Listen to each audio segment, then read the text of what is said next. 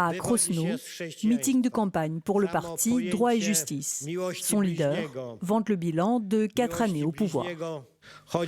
Nous bâtissons une version polonaise de l'État-providence. Durant ces 4 dernières années, nous avons mis en place tout ce qui est écrit ici. Sur la fiche de campagne, les mesures sociales qui ont rendu Droit et Justice populaire. Les partisans en portent même une copie en souvenir.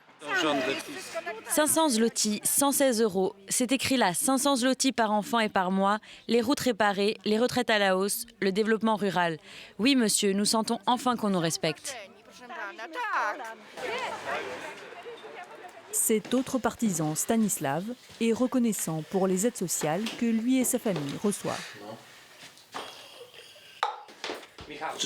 Le gouvernement fait en sorte que chacun profite de la croissance économique. Avant, on nous disait toujours qu'il n'y avait pas d'argent pour les gens ordinaires.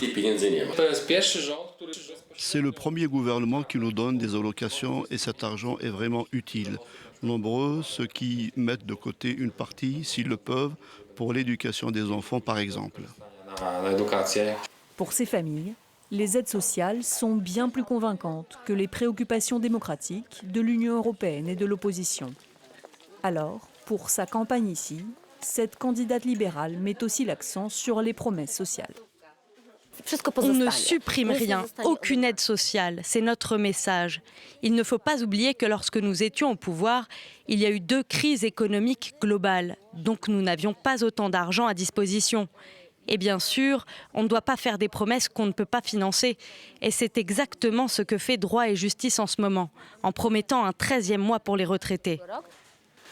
Mais dans cette région pauvre, les électeurs semblent plus convaincus par les actes que par les discours.